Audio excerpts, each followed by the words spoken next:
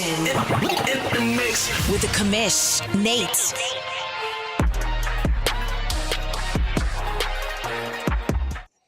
There's only two of us here, so I hit the wrong button already. Welcome to Press Pass Live, your weekly podcast show for the OMFL, the world's oldest and longest online CFM in the world. You know me, I'm the commish, the founder, Nate, and my buddy sitting over here next to me to my left. I don't know, he's technically in front of me, but to y'all's right is going to be my buddy Maniac, the owner and commish of The Deuce. Mr. Maniac, how you doing on a Monday back to work? It's the new year. I laugh, but the older I get, the more I don't know that I'm looking forward to going back to work per se, but I'm looking forward to getting back to the routine. Just like I am such a routine person.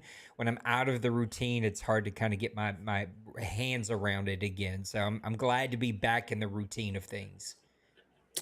Yeah, it is. I mean, it's nice to have the time off, but it's us as humans, we got to work, we got to get our routines down, and when you get kind of thrown out of that routine, no matter how nice the break is, it's always nice to kind of get back into the swing of things and get things rolling. Yep. Well, let's talk about what is rolling right now. Looks like I got a little mess up here. Things not the way I want them to be. I don't know. I think they are the way they want. Hold on. This is what happens whenever you have well, I almost said something I was going to have to pause myself on. I was going to say a really small monitor in front of you, but that's, you know what I mean. I'm trying to talk about, I've got this little monitor that you are on, and I was like, oh, that looks like that's not right, but it is right. So we can talk about some games here in season 118. We're already into week number 4. It's crazy how fast we're going. And guys like Bird and Beal, they just want to go faster. I'm like, I need some 5-day advances in here sprinkled in time to time. I want to go shoot with the boys sometimes. Week number 1, the Browns and Bengals played to a classic game. First season in all Madden, so a lot of us had no clue what to expect as we moved into season 118, which is why we wanted to get a couple of games in before Maniac and I started to break this down. Bengals and Browns played, and Denbrew comes out on top in Buddy Bowl number 89. I don't know which one it is by now. 20-10. Colin beats Priest 31-27 in a classic game. Cincy Bird comes out with a 14-12 victory over Beal. Not the start that Bill thought he was going to have. You got Bill ready to quit after this week. Mr. Roger and his Houston Texans win 25-24 over Massimo. Joker with a 48-45 victory over the Texans. And Byron, Joker just can't find any defense. We're going to come back and talk about some of these games. Jacksonville and Big Hurt fall to Lost Sniper 42-35. Dallas drops week 1 against Trey 38-22. Kevin 38, Twinkie 33. Too many T's in there. I kind of messed it up and stumbled on it a bit. J Bowles 34, Luca 24, D-Money 23, me 3. This was as devastating as this score looks. It was not an enjoyable experience. Meek with a 31-20 victory over Tim. J Bowles with a 24-14 victory over Nicesonger. Mr. Rod with a 34-21 victory over Birdman. Baltimore and Nipples with a 27-24 victory over Pepper. Your Arizona Cardinals, Mr. Maniac, with a 31-27 victory over Zoe. And finally, wrapping up week number 1, the Brother Bowl number 3, I think this is, Randy, with a 35-10 victory over his brother James. Which of these games you want to go and talk about? Man, there could be so many.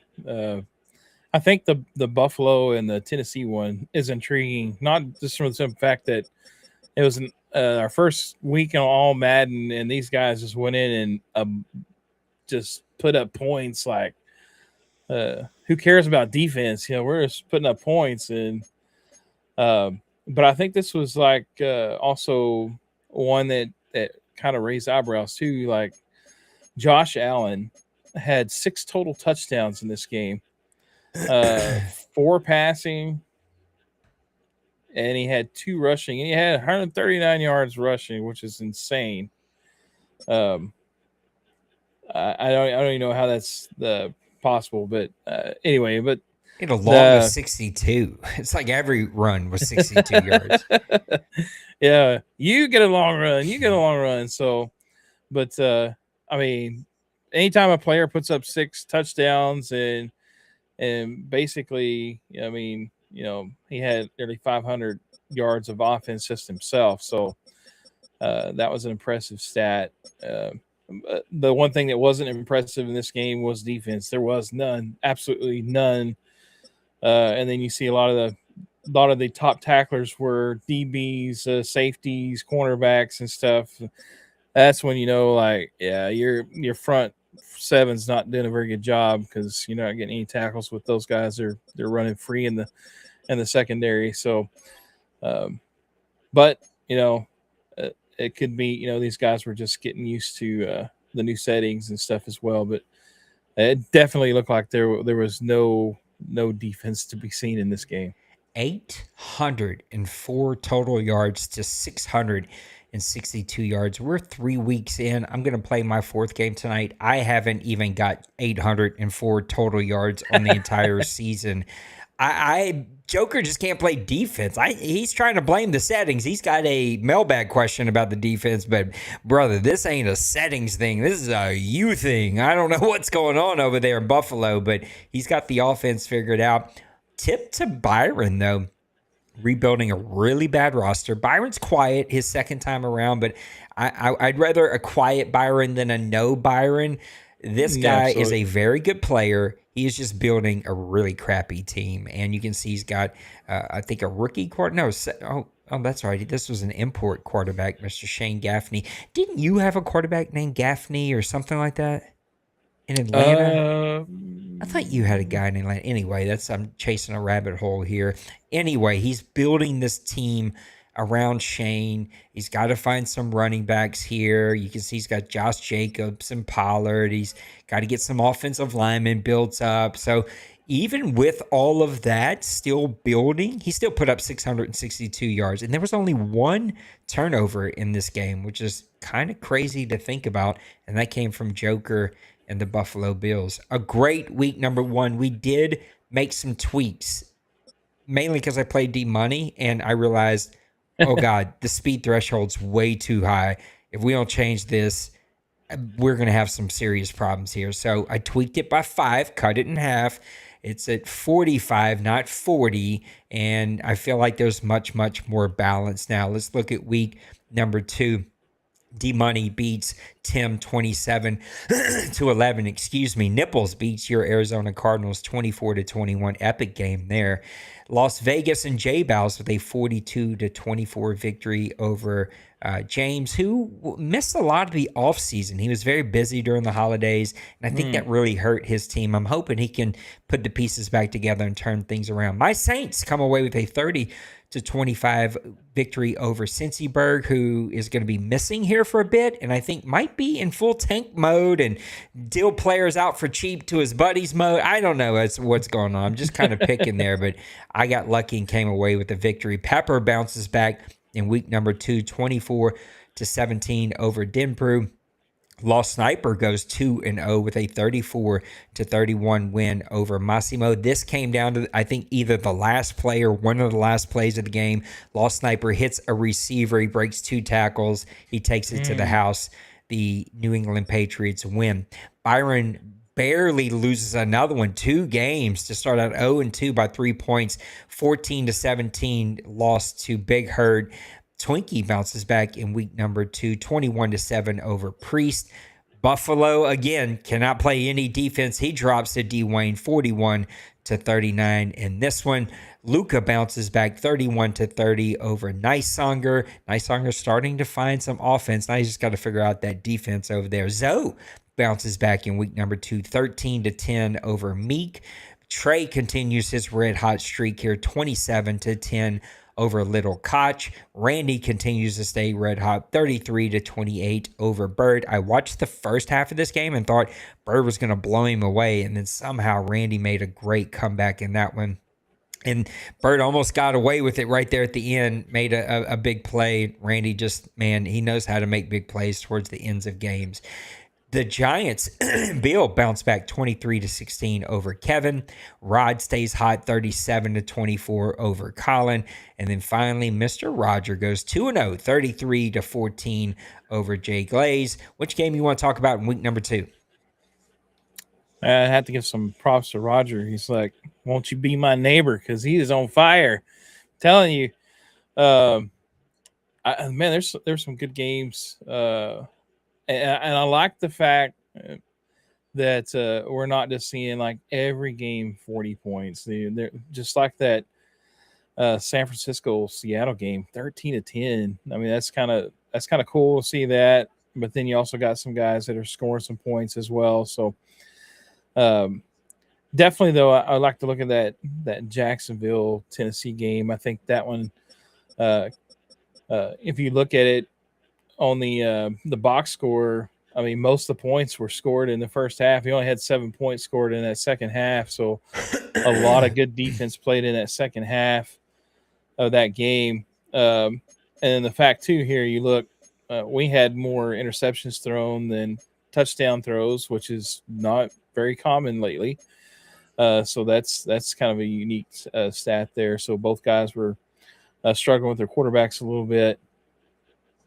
But I tell you what, for the Jaguars, this guy running the ball, tooting, man, he was tooting right along. So 15 carries, 132 yards, and a touchdown. I think he's been like one of the top OMFL fantasy football players in the past 2 or 3 seasons.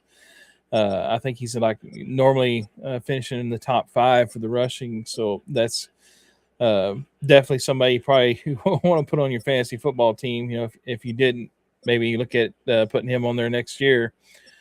Not a whole lot of passing. I mean, just trying to be efficient. Reed was the leading pass catcher here with 82 yards, 4 receptions, and a touchdown. But it looked like it was more defensive battles. I mean, you had the points scored in the first quarter. I mean, the first half and the second half, guys buckled down and they were able to shut each other down. Tennessee did make a score late.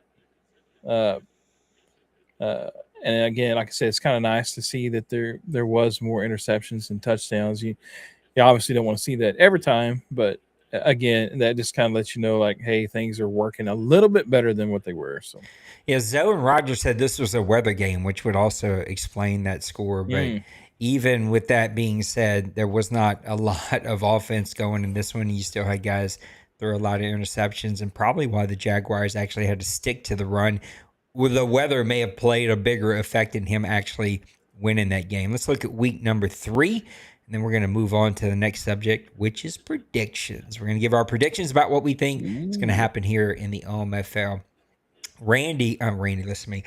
Rod with a 27-14 victory over Kevin. Tampa Bay's a little sluggish coming out of the gates, but he's also had some big-time opponents. My big-time opponent schedule is now starting this week. Cincyberg bounces back 35-14 over Roger. My Saints with a 27-9 victory over Priest.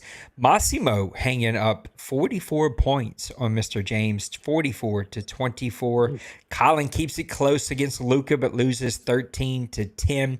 Dwayne continues these high-scoring, close games, 40-37 over Lost Sniper. Carolina with a 1-point win, and Birdman 1-point victory over Mr. Beal, and the Giants on the road there, 31-30. Buffalo Joker continues to give up 38, 39 points, 37 here in this one to Twinkie, but he wins 45-37. Your Arizona Cardinals with a big-time game, 30-6 over Byron. D-Money stays red hot, 34-20 over Denbrew, who started out red hot in Buddy Bowl, but sort of hit a little bit of a skid here. Then Trey continues his red hot streak, 27-3 over Jay Glaze. He seems to be on a mission this year. Jay Bowles with a 45-40 victory over Tim. Tim keeps dropping these really close games. Zoe with a 20-0 victory over Nicehanger. always impressive in the OMFL when you can hold somebody to no points. That just doesn't happen no matter who the player is. So big time victory there for Zoe and the 49ers. Meek bounces back with a 38-35 victory over Nipples. That's a big victory there for Seattle early in this season. Big Hurt talking about big victories with a 42-34 victory over Randy. There was a couple points in this game. It wasn't even that close. It was like, holy cow, what is going on in this game? Big time win there for Jacksonville. And then finally, Little Koch wraps up week number 3 with a 40-20 victory over Pepper and the Steelers. Which one of these in week number 3 do you want to talk about? I mean, there's so many. Again, a lot of good games. I'm glad to see that your New Orleans Saints are starting to get a little momentum going. The Cowboys game in New England, I think, give Lost Sniper some credit. He actually had Dwayne on the ropes in this game. Gave up 27 in the fourth 27 quarter. points. I was fixing to say there was one point where I looked at this and I was like, man, Lost is fixing kind of take it to Dwayne. And then I got busy doing something else. The next thing I know, I come back and I look in the chat, and it's like, Lost is like saying, oh, good game, great comeback. And I was like, what? So yeah, 27 points in the fourth. That is like saying, okay, let's put it in gear, guys, and score some points, because that's what he did. And Dwayne's been kind of doing it a little unorthodox, I think, compared to what we were kind of being used to, because the first couple of weeks his running back was being held in check, and he hadn't been getting the rushing yards, but he was able to, in that fourth quarter, to get McMullen going, because at the start of this game, the way his season started out, he might say fart too. Yeah, at the start of this game, he was farting around, and the defense for the New England Patriots was actually holding McMullen in check, and I thought, oh, here we go again. Dwayne's not going to get any yards, and then lo and behold, 213. So he got something going with the rushing attack in that fourth quarter. 2 touchdowns though for McMullen. I think one guy I had to give props to Loss here. He's putting up some good points too, and he's also getting his rushing attack going. And I tell you, watch out for this 2-headed monster he's got going, Henderson and Peoples, that rookie that he picked up. Both these guys are going to be something else. And between those guys, he had 200 yards and 3 touchdowns. So he's not only getting it done passing, because he's been pretty prolific for passing, but as you can see here, if he struggles a little bit, 1 touchdown, 3 interceptions, he can lean on that rushing attack and still get a lot of offensive output. Ricards, you got to always know where he's at. He's always open. So you got to put double team on that guy a lot of times if you can. But he's going to do his thing. But again, like I said, it's kind of, Dwayne's like a very balanced offensive coach, and he'll have 200 yards passing and he'll have 200 yards rushing, or, somewhere in that neighborhood. He's very careful with the ball. But he did actually have 2 interceptions in this game and stuff. So struggled first, but man, what a comeback. 27 points in that fourth quarter to get the victory here. Yeah, it was a really good game. One that's got to hurt when you score 23 in the second half, but you give up 27 there in the fourth quarter. And there were no sacks in this game either. So you have plenty of time in the pocket. Now, I'm assuming that pocket collapsed, especially when you're playing Parsons and the Dallas Cowboys. But still, that one just slips through your fingers. And you're right, Dwayne is doing it very unorthodox. But if we know anything about Dwayne, the guy's going to figure out how to win. He's going to figure out how to maneuver some things. He's going to figure out how to get his team right back on track. Again, I've seen this guy literally win and get in the playoffs with a 67 overall quarterback. I still don't know how he did that. The guy just wins. And when he's got the team that he's built, I mean, he's got Villavea over there. He's got Ellis over there. Like, I don't know how he's put this team was already good out of the box. Now he's put this super team together with Mullins and Faber and all these other pieces he's added on defense. He's going to be a problem because he's going to continue to get all Madden figured out. All right, we're going to take a quick commercial break, and when we come back, give some predictions. Be right back. Howdy there, y'all.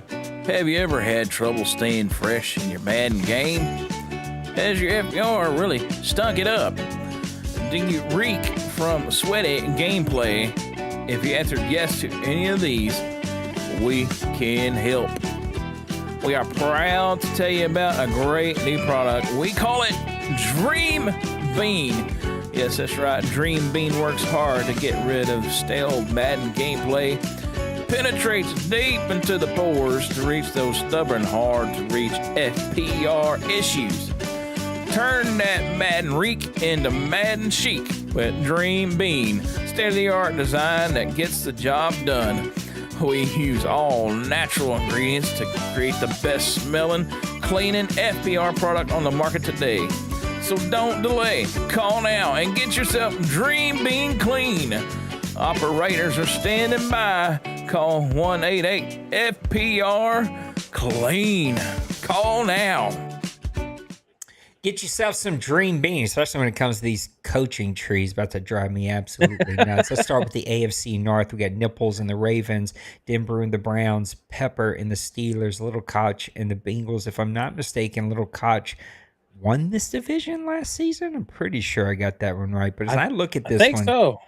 Points for or points against, it ain't many times that you're going to look at these owners and see that points for, points against this radically close in both sides, because these teams usually, especially when it comes to Little Koch, when it comes to Denbrew, Pepper at times, Nipples at times, they know how to score on offense, and they all play really, really good defense. So this one looks a little lopsided. How do you see the AFC North playing out? Yeah, it's a little unusual because most of the time you see these guys, they're all, and again, it's still we're early in the season, but most of the time, you're seeing like 2-1s across the board, or 2 or 3 teams 3-0 at this point in time.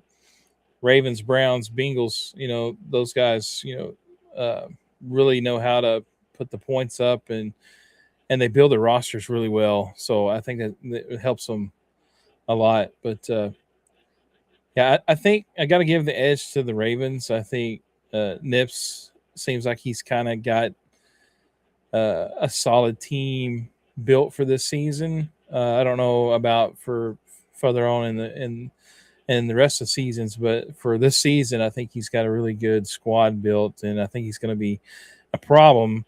I know I played him, and his whole front defensive 7 all have stars. I mean, there is not one that is a normal dev, or they're all either superstar or X factors, and it was absolutely maddening to try to play offense against those guys. So I just had to kind of give the nod to him, not even looking at the rest of the guys' rosters. I just think he's got the edge at this point, but I think it's going to be competitive. I think the Browns and the Bengals and even the Steelers, Pepper, he's done some good things as well. So expect it to be pretty competitive, though. I really thought the Bengals were going to be the team I'd pick here, but with 2 losses in a row, it sort of got me a little bit of a pause. I'm going to be different. I'm going Browns in this one. They started out 1-2, but all 3 games on the road. The Ravens, on the other hand, have had all these games at home, so he's sitting at 2-1. I think the Browns won the division last year. He's got a great team. He's going to get things figured out with all Madden. Give me the Browns to win that division, but I'm pulling for the Bengals. I want to see Denbrew back in there and back making some noise. AFC South, you got Roger and his Texans. He's in the chat. We got Big Hurt and the Jaguars. He's at work. That guy works all the time. Randy and the Colts. He's probably changing a diaper or two somewhere. And then Byron and the Titans. 3-1, 2-1, 2-1, 0-3. I would not have expected the AFC South to be so close this early. I'm just going to go ahead and throw this out there, especially with the impressive victory that Big Hurt had. Give me the Jaguars. That's right, the Jags to win the AFC South. And somewhere Randy's printing this out and putting it on his bathroom wall to see it every day for some bulletin board material. How do you see the AFC South playing out? Yeah, he's gonna print that out and put it on a dartboard and throw darts at it every day. So, I mean, you got to give Rodgers some props. 3-1, that's a really good start for him. But I'm gonna agree with you on this. I think the Jaguars. I think Big Hurt. There's something about it when I think the times we've played on all Madden. I think he's been like one of the best made deep playoff pushes. I think where we're all Madden, and I think it just kind of fits his style. And I think you're going to see a resurgence of Big Hurt this season. I don't like the fact that he's only put up 4 points more than his defense, but has allowed. But definitely, I think with that running back that he's got, and if he can protect the ball and play good defense, or at least solid defense, I think he's got a big opportunity to get into the playoffs. So, yeah, give me the Jags as well, and that's just double the bulletin board stuff for Randy. Roger in the chat said, I'll return to my top 10 draft positions soon. I've just gotten lucky lately. I don't believe that, Roger. I thought for sure Mr. Maniac was going to go Colts or Texans. I thought for sure that's the way he'd go. So I was just trying to be a little different. That's going to be a fun division, though, to see how that one plays out the whole way. And I'm also interested to see, with Big Hurt, his work schedule. Can he kind of stay plugged in just enough? AFC East, you got Lost Sniper and the Patriots at 2-1. Joker and the Bills at 2-2. My guy has given up 161 points already. Massimo and the Dolphins at 1-2. James and the Jets at 0-3. How do you see the AFC East playing out? Yeah, he's definitely the Bills, man. 161 points. That's got to be tops in the league, but he's probably also tops with points scored. So if he can figure out his defense, he's going to be scary. I'm going to go out and say I'm looking at Lost Sniper, the Patriots. He's had some really good games against some really tough opponents and barely lost those games. And so I think with his team that he's built also, he's been really good at building his team. I look to see him making a step forward this year and getting in the playoffs. And so give me the Patriots in this. Look at me and you seeing things a lot similar to each other. I don't trust the Bills' defense at all. Massimo's got a lot on his plate, and poor James, I think, has just been busy and maybe kind of lost some pieces. Maybe he goes on a late season run here. I'm taking Lost Sniper too. I'm picking with my heart today. I want to see a Lost Sniper win this division. I think single-handedly, there's just like a couple of guys that are just unanimously loved in this league, and Lost Sniper is definitely one of them. Has built single-handedly, I think, the coolest tool that any league out there has. Maybe there are leagues that have it. I doubt it. I think we are one of a kind with that central coaching team hub that he has built for us. It's just amazing, and I'm pulling for him to win that AFC division. AFC West, you got Trey and his Chargers at 3-0. Jay Biles and the Raiders, I didn't notice that, 3-0. Luca and the Chiefs at 2-1, and then Broncos and Jay Glaze at 1-2. It's hard to pick against Trey. My guy's giving up 35 points. Teams are giving up 35 points. If you're the Bills and Joker, you're giving up more than 35 points a game, much less the entire season. I think Trey feels like he is on a mission this year. Yeah, and I can't go any other direction. Raiders, Chiefs, Broncos, I think will all beat each other up. They'll give Trey a good run for his money, but the Chargers and Trey, I think, are going to win this division, running away at the end. How do you see the West playing out? Yeah, I mean, looking at this, I mean, I'm impressed with the Raiders. I think he's built up a really good squad. Jay Bowles, and he plays like he's probably one of the top 5 offensive coaches we have in this league right now. I think looking at the points that he puts up and the scores that he puts up, I'm interested to see what happens in a game with these two guys playing against each other. We're gonna get that twice. So, I do think though, like you're, I mean, we're agreeing on everything. So I'm making the show like boring, I guess. But Trey, 35 points, man. That's, I mean, I mean, that's 3 games in and only 35 points given up. That is some major defensive. I got to throw this out real planning. quick. Vikings and Packers have 44 and 43 points total on the season, respectively. They have just barely more points than Trey's given up all season. That's just nuts to me.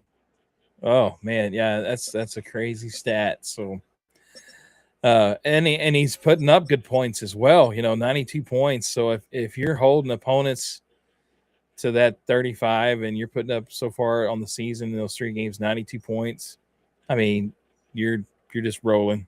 I mean, you're rolling. And I think Trey, like you said, I think he's kind of got a chip on his shoulder. I don't think he took that playoff loss very lightly that he had, and I think he's just ready to come out and prove that he is a top dog here, and he's coming for that Canadian trophy. Yeah, when Trey gets on a mission like this, you just got to watch out. Let's talk about the NFC North. After talking about a division that everyone wants to win, let's talk about one that no one wants to win. I can't believe what I'm looking at. I'm not sure I've seen anything like this. We have 1 win in the entire division 3 weeks in. The 1 and 2 Bears are leading this division. Colin is winning the division at 1 and 2. Tim is at 0 and 3 with the Lions. Nysanger 0 and 3 with the Vikings. Priest 0 and 3 with the Packers.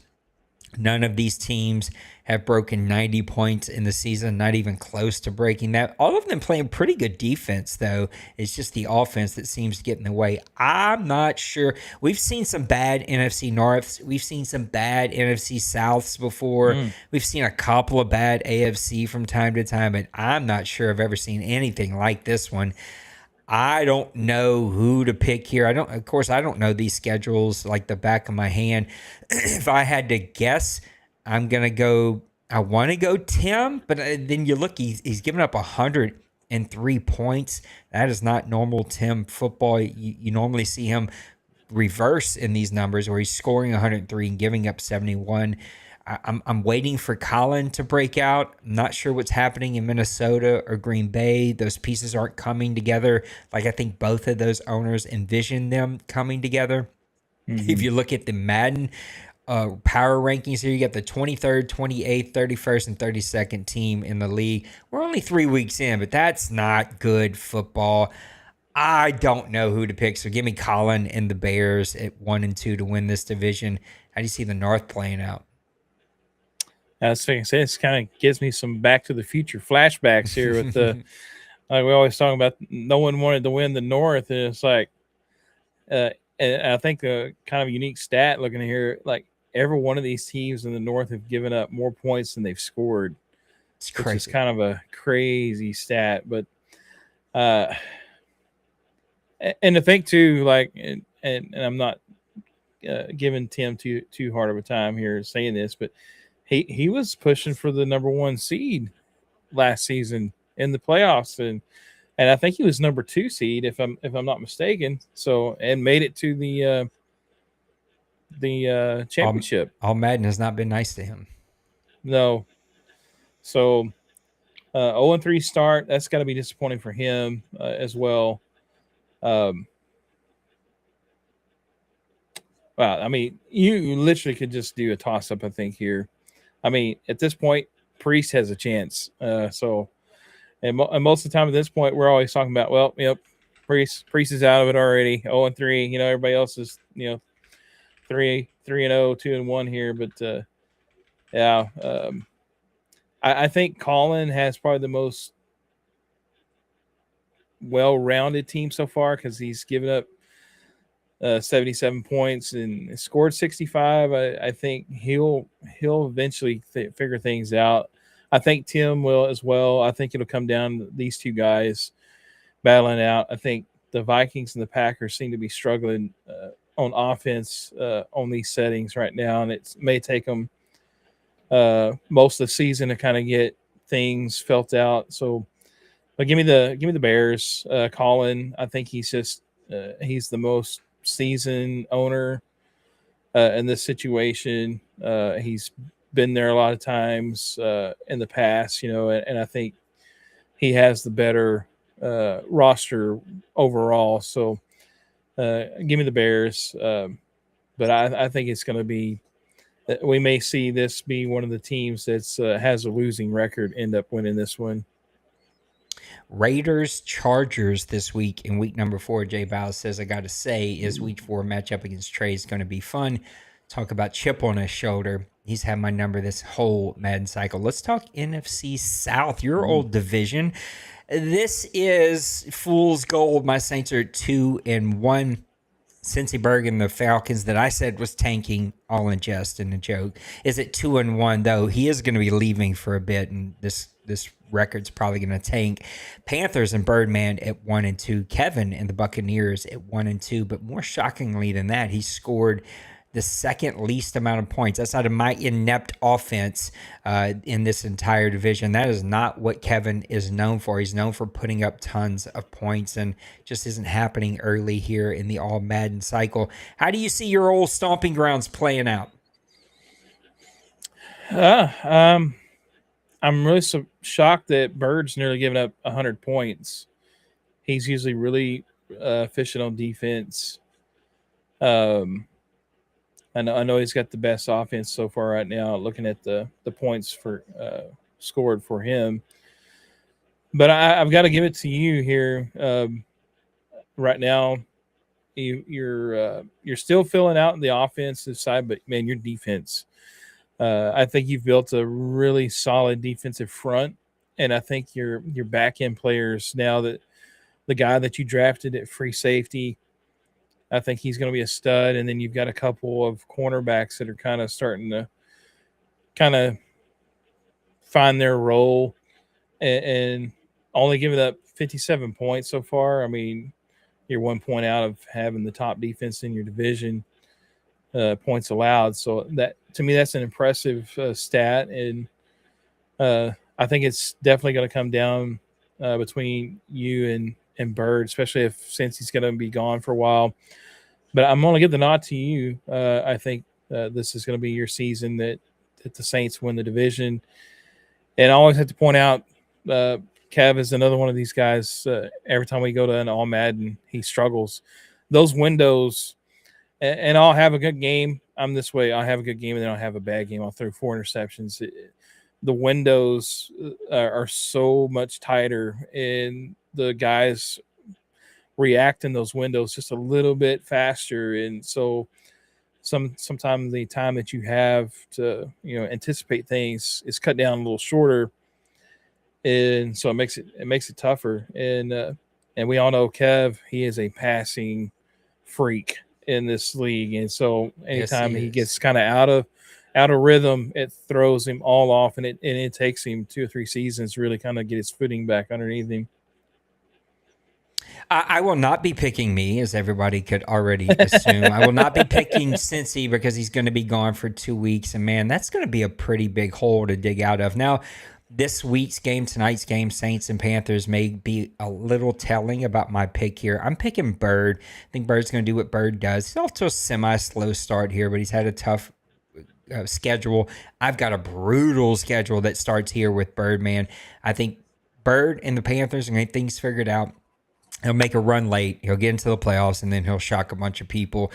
My one caveat is how many games does Cincy actually miss? And when he comes back, is he push for it? Does he sort of ride the wave of just good draft pick? Like player development, what does he do there? He has a really, really good team. So I'm picking Birdman to make a run. It just all Madden has not started out in his favor, but want to see what Cincy Bird does when he comes back and how many games he actually missed. Let's talk about the NFC East. We got Rod and the Commanders, your NFC representative in OMFL Bowl 117. He's off to a 3-0 start, playing good offense and great defense. So he's kind of doing it all. Dwayne and the Cowboys off to a 2-1 start. Twinkie and the Eagles 1-2. And then Bill and the Giants, one I would not have guessed at 1-3. I have for so long pick Dwayne and the Cowboys. It feels weird to even have the discussion of picking someone else, but we only have this very small window into Madden, all Madden and season 118 to make a decision of which way we're going to go. And the Commanders were the team that represented the NFC in OMFL Bowl 117. And so I'm torn. I'm going to go Rod and the Commanders. Maybe this becomes the second bulletin board material that I give out here today. Cowboys are putting up great offensive numbers, but something seems just like slightly off. I think he will do what I think Bird will do, and that's figure out how to play the game, call the game, build his team to put them in the best positions. The team's already built, but to put his team in the best position to win in season 118. But the Commanders seem to be off to a red hot start. They're playing great offense, great defense. I got to sort of stick with the guy that represented the NFC as a whole in OMFL Bowl 117 and think that he wins this division. What about you? How do you see the NFC East playing out here? Yeah, I mean, the stat I'm looking at right now, early on in the season, I don't think I've ever seen this where Dwayne has more points scored against him than he's actually scored for himself. I don't think I've ever seen that. Sure Maybe even like you might have to go back 8 Maddens before you might find that stat. And so, but Rod has got his team rolling. He's picked up right where he left off, being in the bowl game. And his defense, I've kind of watched just a little bit of a couple of his games, and his defense just like is putting the lockdown on a lot of these offenses and stuff. So I've got to go with him. I mean, we've talked about that before. I've went with Dwayne so many times because he was always seemed like he was the guy as either him or D Money representing the NFC for so long. But Rod has kind of solidified himself with this last bowl game as he was the guy in the NFC, and he's picked up right where he left off. So until someone knocks the king off the hill, you kind of got to go with him. I do think the Giants do what I think Bird will do, and Bill will figure it out with his team, and he will play much better in the second half. But shout out to Twinkie. I know his record isn't showing it at 1-2, but the points for, points against, like that gap is closing, and so you can see the progress. You can see the upward trajectory that he has with those Eagles, and we also seen him upset some people last season. NFC West, D-Money and the Rams. He seems back. You and your Cardinals, Zoe and the 49ers, and Meek and the Seahawks, everybody with a winning record. 3-0, 3-1, 2-1, 2-1, respectively. Boy, this is going to be a fun division. I'm going to let you talk about it last. I got to go D-Money. But, man, toss it up to any of these guys. I played D-Money, and it was like, holy cow, that was not fun. I mean, his 2 starting cornerbacks, I think, are both 99 overall with, like, 98 or 97 speed, 99 acceleration, 99 awareness, 99 man, 99 zone. Like, they're the best of the best. And those are his 2 starters, and his third is, like, 93 overall with 98 speed. So it's just like, okay, good luck passing the ball. I think the way to beat him is to hit your minimum passes, don't turn it over, and run the ball 25 times and hope that you can somehow break a few runs. I think you can run against him, but good luck to anybody that tries to pass on D-Money and the Rams. But, man, I love what I'm seeing out of Arizona. You've scored 113 points for 67 against. That is really good on both sides of that scale. Zoe and his 49ers with some big wins. A lot like me. He's got to get that offense figured out, but he's got the defense figured out. And Meek is Meek, man. Meek is just kind of owned this division the last couple of Madden cycles. Now, playoffs aren't always super kind to him, but he's owned the regular season. He's sitting here at 2-1 with a big win this past week. So this one's up in the air, but D-Money's team is so stinking good. It's sort of good luck covering his receivers. They're, 95, 99 speed. It's just like good luck. They were 8 miles open every play. It just was stupid. How do you see your own division playing out? Yeah, I've tried to study these guys' rosters pretty intently. D-Money by far has, like you said, I mean, even I think he was like his 4th and 5th cornerback is probably the same overall as my starting cornerbacks on my team. So it's like, oh my goodness, and he is just the cornerback whisperer. I don't know. He just, but it makes it tough because when you go in and you try to, you think you have a game plan against him and you see some things working in other games, and you come in like, oh, I think I can do this with my, wide receiver core because I got a couple good wide receivers, and then lo and behold, like, oh, he's shutting you down. His cornerbacks are cutting on a dime, and they're running the route better than the wide receiver, and you're like, oh, what did I get myself into here? So, it's definitely his division. He's obviously he is not in tank mode this season, so he is coming out to play. I will say, though, it is interesting to see that I think our division may be the only one where everybody has more points scored than points against, which is kind of a unique thing. I didn't look intently at everybody, right. But I think it from just talking and remember.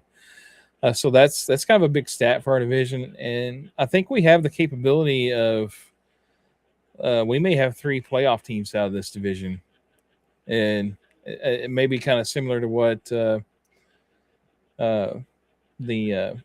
NFC North is going through in real life right now. With everybody has a winning record, and you got a couple of people sitting out because it just the way the things happen. So, but nonetheless, this is going to be a very, I think, interesting division to keep an eye on, and I think it's going to be a fun one to watch. I mean, but Money. He's got the chokehold on it right now.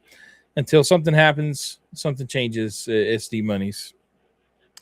It's hard to debate that, right? Like, I just think that team's really good, but all of you are playing really good football. Let's see where we're at in 6-7 weeks as we kind of get to the halfway mark and past, and hopefully all of you kind of keep that momentum going. It should be a really fun one. We've only got 2 games done and 1 game currently underway, so you're Arizona Cardinals beat Bill and his Giants 31-10. My guy said he was going to quit and delete this game. That's how badly you beat him. Roger and the Buffalo Bills. Roger and the Houston Texans beat Joker and the Buffalo Bills in Buddy Bowl number 3 or 4. I don't know what it is. 38-34. And then currently Denbrew and Priest are playing in a 10-10 game last time I checked. Wow. In the second quarter. So both of those teams kind of punching at each other. We're going to go to a quick commercial break, and when we come back, we're going to open up the OMFL mailbag, which has all the questions you could think about when it comes to all Madden. So when we come back, we'll open up the OMFL mailbag, and we'll talk about it. Turf toe make you miss a kick, pulled hamstring snuff out your tush push, or emotional trauma from a drop pass costing you an OMFL bowl?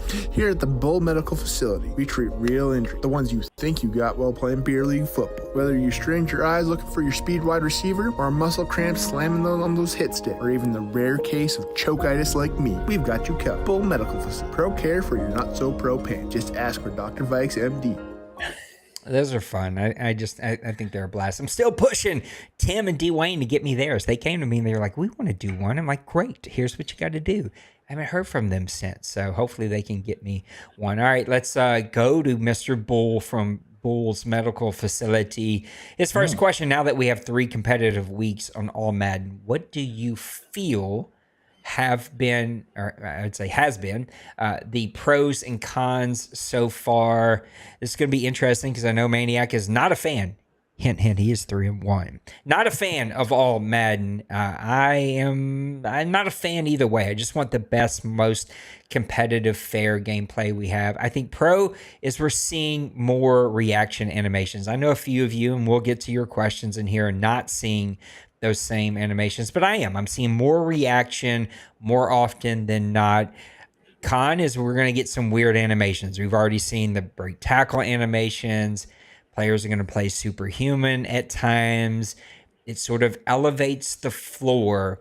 My pushback of sort of having that happen is like the competitiveness in this league, the skill level, that's the word I'm looking for, of this league has to get to a place where, like, if you're going to compete with some of the big dogs, then you got to have sort of the elevated floor a little bit.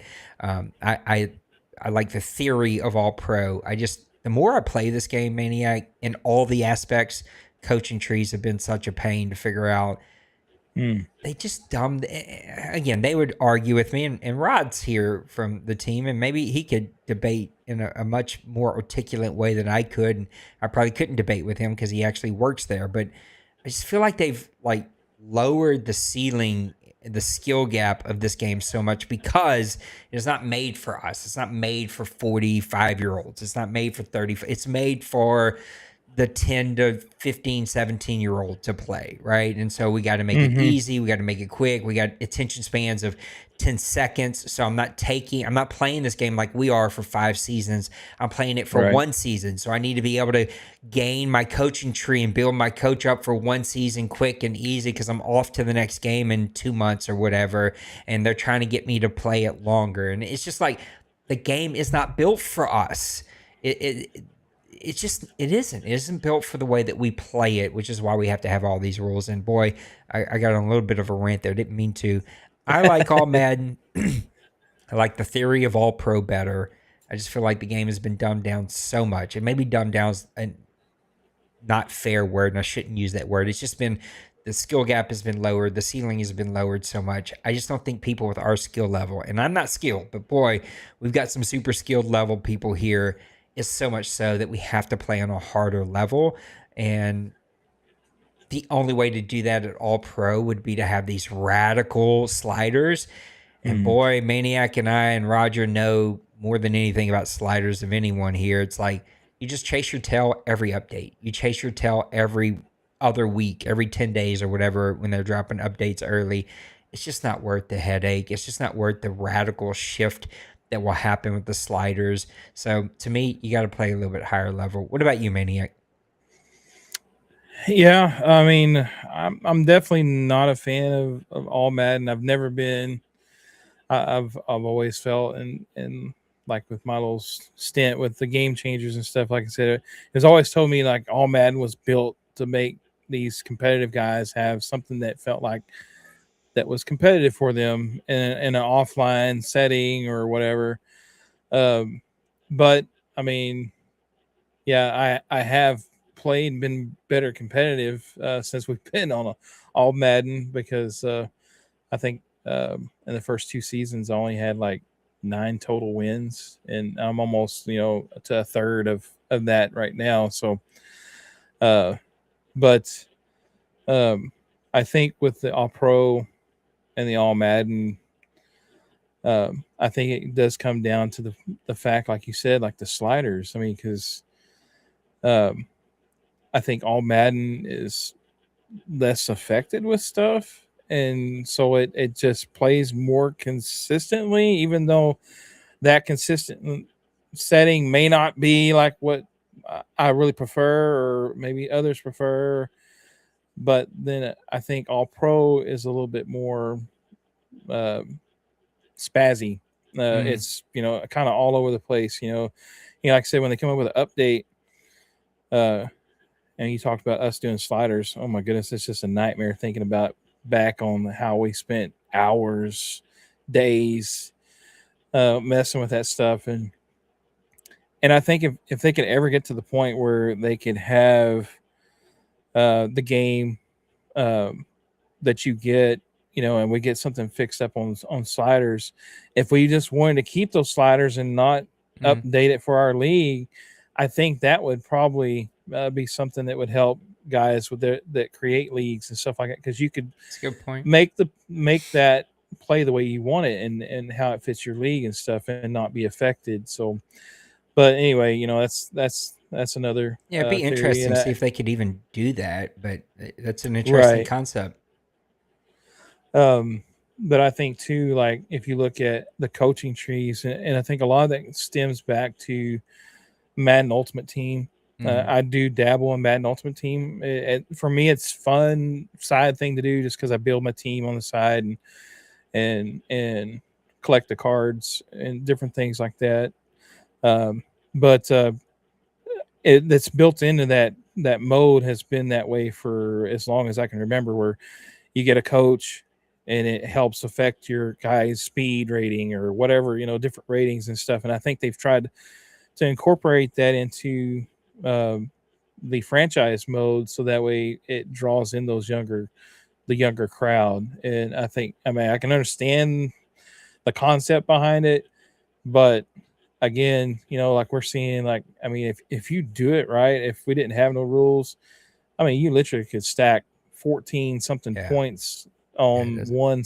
one stat, so And I it can't just it makes control no how sense. fast you earn it. Like we could last cycle, you can't control that. It's just set. And so it just Yeah. happens too quick and the boosts are too big and it just doesn't fit for us. Yeah, it's unfortunate because I like the concept. I like the idea. I like the engagement. It fits a lot of boxes for me, but it's just it equally it doesn't in a lot of ways because it's too big, it's too invasive, it's too quick. I mean, we're only 3 seasons in, and guys, the winning teams here could literally stack, +8 speed for their entire team. Like, I don't know who thought that. Hey, this is a great idea. +8 speed for the entire team. It's like, what? No, why? I like all the Yeah. ones that are like chances, but these like actual boost, it's just like take those out. Like anyway, they took the steps with abilities, but they took a step back with the coaching tree. We got to hit our go gadget boost because I just realized it's 6:00. Dinner's ready. Oh my We're goodness. supposed to be done. On the season, he says Bill, Rod, or Twinkie to take the NFC East with Wayne being 2-1, but could easily be 0-3. So he's basically saying, can Bill, Rod, or Twinkie win the NFC East? You and I both picked Rod to win it. I think we see Twinkie and Bill already have a pretty big hole. Anything else you want to add there, though? Yeah, I just think that Bill and Twinkie have done a good job building their squads, and if they can get things figured out, I mean, they're not that far behind at this point in time of the season, so they can make it interesting. But I'm all in on the Rod train right now because he is just looking unstoppable with his offense. Denver says we currently have 4 undefeated teams, 2 from each conference: Commanders, Rams, Raiders, Chargers. Do you think the AFC and NFC champion is in this group? I do. I could see Commanders, Rams, Chargers. Raiders got a little bit to prove to me, especially this week against the Chargers, but I could easily pick 2 of those 3 teams to represent their 2 conferences. I don't think any of them will go completely undefeated. That's just very, very hard to do here. I guess it could happen. I wouldn't predict that to happen, but I could predict 2 of those 4 teams to represent each of their conferences. How about you? Yeah, if things flow properly, this could be a matchup that we see for the NFC and AFC championship games here. I know it's a little different with the Chargers and Raiders both being in the same division, but if things work out properly, they could be in a little bit different bracket in the playoff and still face each other in the AFC championship game. But I think the Commanders and Rams and Chargers probably have the best opportunity to go undefeated if they do. And D Money's done it before, so I would have to give the nod to him. But I think Trey could possibly sneak that in there as well. So that's going to be an interesting thing. But yeah, the championship could and probably will come from one of these guys here. Joker said, what is everyone's thoughts on the defensive play after switching? My guys still seem to just sit there as the ball or ball carrier go by them. I'm not seeing that, Joker. Again, I believe you. You've played enough Madden that you know what you know. I haven't got to watch a lot of your games to be able to say why I think that may be happening. But there'll be the time and I'm fine with there being times where people don't react or play the ball right. Like, not everybody should play like they're 99 overall, right? We should see a 75 overall guy with 62 awareness play that way sometimes. But yeah, I find the defense is playing fairly well. The things that drive me nuts are always going to drive me nuts, and I get why Madden does it. I think one of the producers even talked about it, if like penalties. Like, I have seen a couple of weird animations. I've seen a warp catch, which I haven't seen that in a bit, but I've seen a warp catch in my last game with Priest. And then defensive pass interference, they just won't call it, man. You can completely move, unless you're usering a guy. it'll call it. But if you're not using a guy and the AI bumps another AI player, it just will not call defensive pass interference no matter how far off they move them. And that kind of drives me nuts. Outside of that, I think it's playing it. I'm seeing the changes I was hoping to see moving to all Madden. How about you? Yeah, I mean, that it's still. I mean, it's a game. It's going to be quirky at times. So, I know my defense has played better. Like I said, today I actually had two CPU cornerback interceptions, and I hadn't had one of those in like 2 seasons. So I was all ecstatic and excited about that because go nearly 2 seasons and your cornerbacks didn't have one INT. That's kind of crazy. But yeah, I'm probably still going to find times where I'm like, man, what are you doing? Why are you staring to the back of the end zone or whatever? Turn around. But there has been a little bit uptick in consistency for as like them actually looking and reacting. I think the SWAT animations are probably going to be the thing you're probably going to see more of. And I have seen more of it. The deflections and stuff. I've seen more of that than I have in the previous 2 seasons. So I would have to say it's definitely a pro. Trey says, I see both conferences running through SoFi. I don't disagree with that. Roger says he got roasted today on some deep stuff while safeties just stood there. I think anyone who uses a defensive lineman, you deserve to get roasted in the backfield. He also said pass interference is a rumor. I think that's hilarious. That should go on a T-shirt, and that may be our next T-shirt idea. And it still can't generate a pass rush worth of poop without some types of blitzes. I actually find decent pass rush when I don't blitz. It's when I blitz I can't get there. It's weird. I also don't have great pass rushers. Bill says, do you like your team's home or away uniforms better? Home. I think the classic Saints homes are the best. What about you? I kind of like the all white aways. I don't know. I don't know if it maybe kind of pulls me to the University of Texas nostalgia of all whites, the icy whites.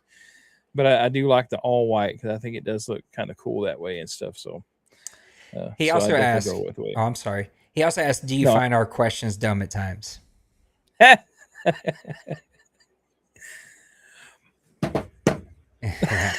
I'm gonna say yes. I'm gonna say what Maniac won't. Yes. What makes me laugh are not the dumb questions like that, which I'm gonna give you credit for today because you made us laugh. Or the ones where we like change one word to ask the same question a different way, either weeks in a row or someone else's question. And we just slightly change the wording to basically ask the same. It's like, come on, y'all. We got to be a little bit more creative than that. Tim says, now that the field is set, what is your Super Bowl prediction for the NFL playoffs?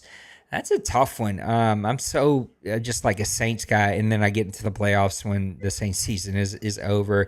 I like New England.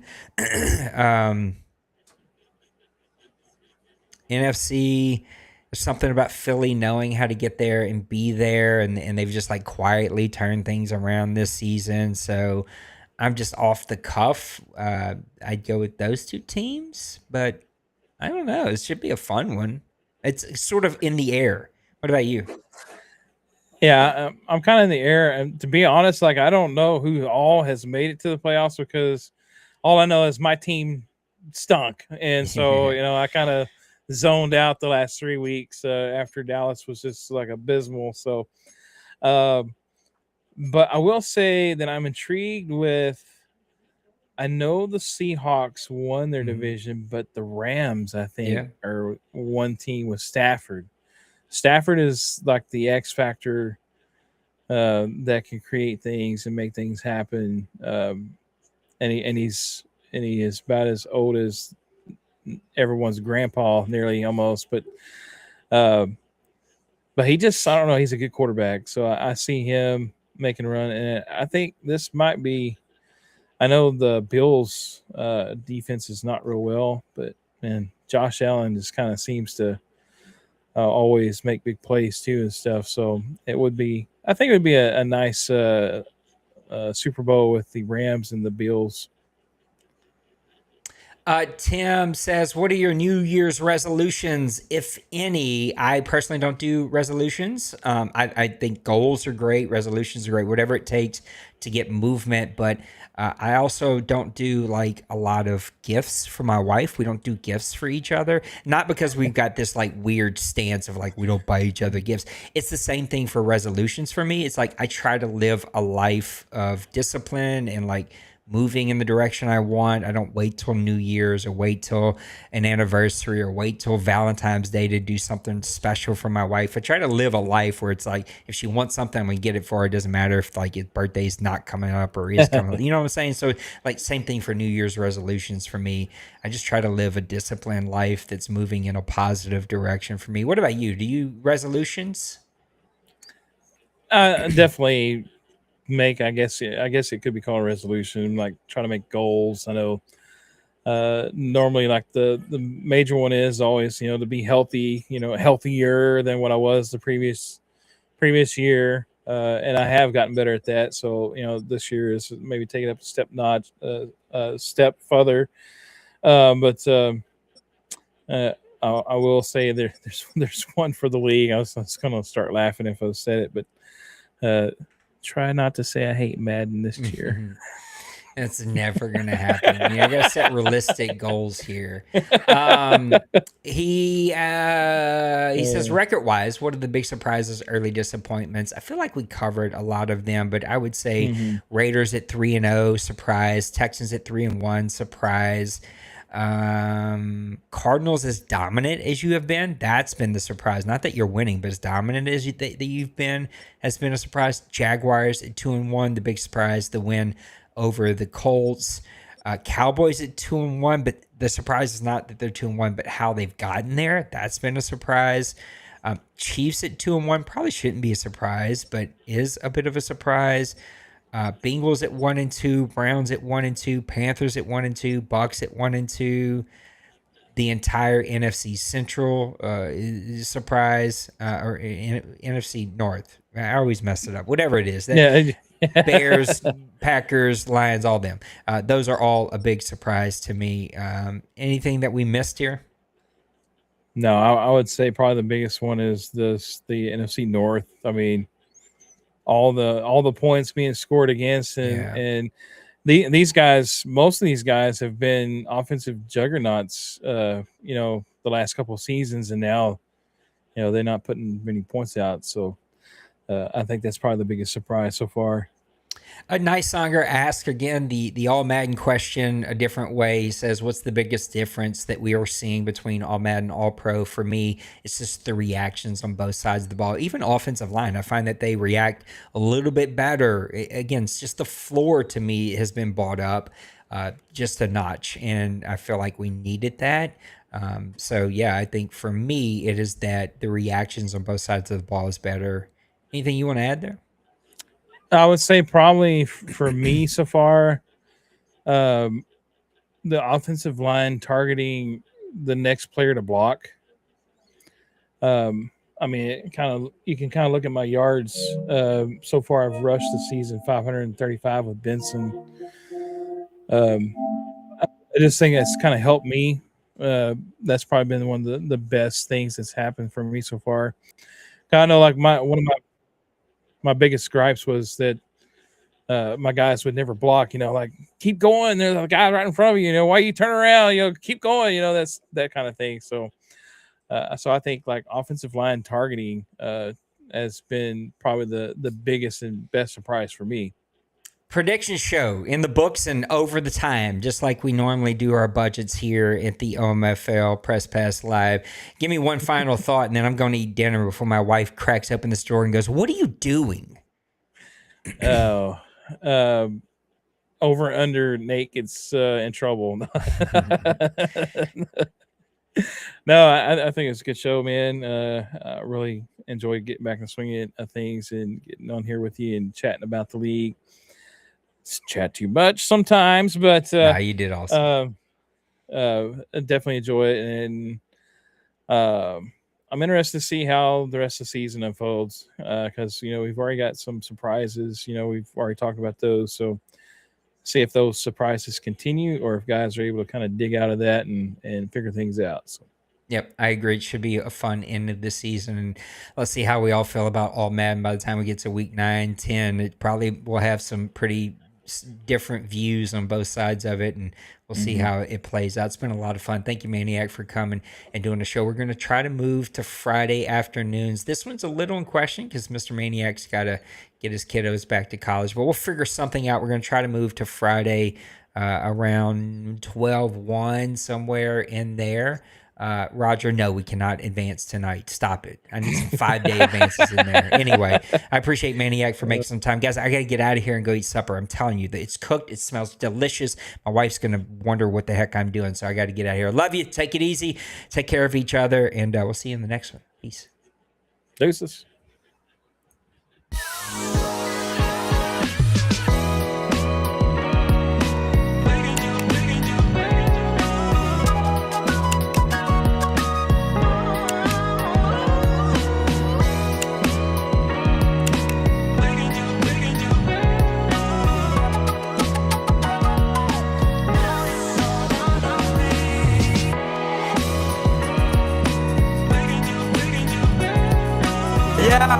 Smash that like and subscribe.